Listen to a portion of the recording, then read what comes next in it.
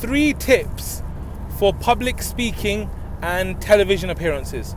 So last night I was at Islam Channel. I was on one of the shows there, and I wanted to share with you something that I tell people who go on TV channels who want to give speeches. Because while I was there last night, I was talking to the presenters between the show, and one of the presenters said to me, I feel very nervous about public speaking. And this is very surprising because the person is a TV presenter, yet they feel nervous about public speaking.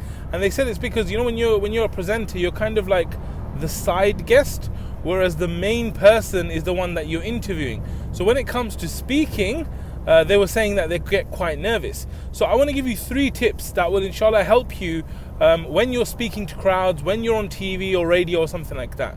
So the first tip I want to give you is focus on the audience and not yourself. Focus on the audience and not yourself. Now, most of the time when I do public speaking coaching, the problem is that the person is too focused on themselves. They're like, I've got a spot. Look how long my beard is. Look at my belly. If I start thinking about all of these things, then the focus is on me.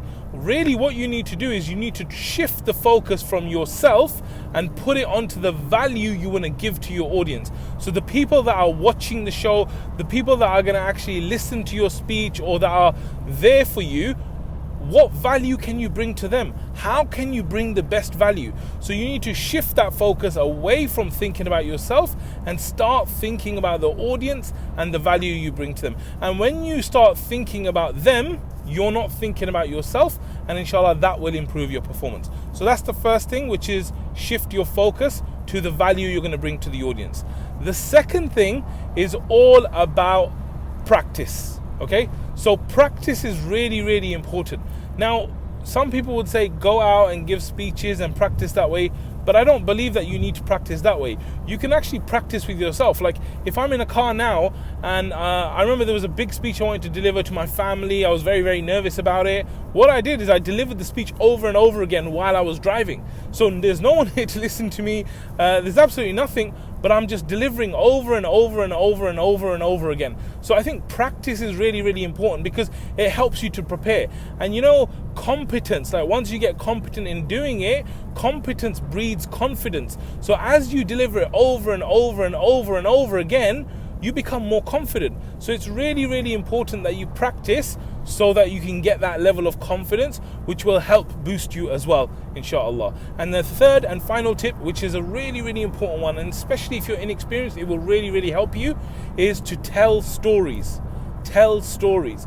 Now, stories are actually 22 times more memorable than normal facts, right? So it's really, really important that you tell stories. What I would advise is that you choose stories about yourself. You know, everyone has gone through so many interesting things in their lives, but they just forget. You need to think about your stories which are relevant and then start telling those stories. Now, when you tell stories, you need to think of yourself as a bit of an artist, right? You need to think of yourself as someone who's going to paint a picture. Because if I tell you something, like let's imagine I say, imagine standing outside a house.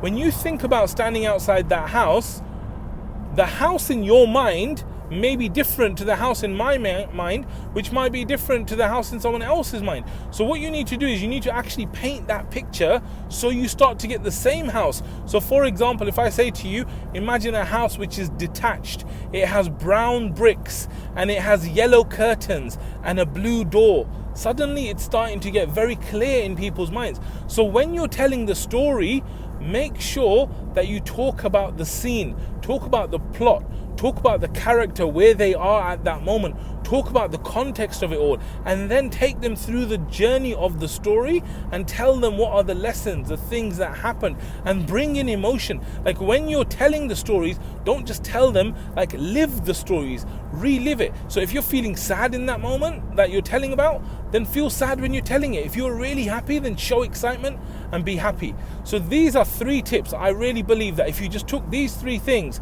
The first one is about shifting focus to the audience. The second one is practice and being prepared.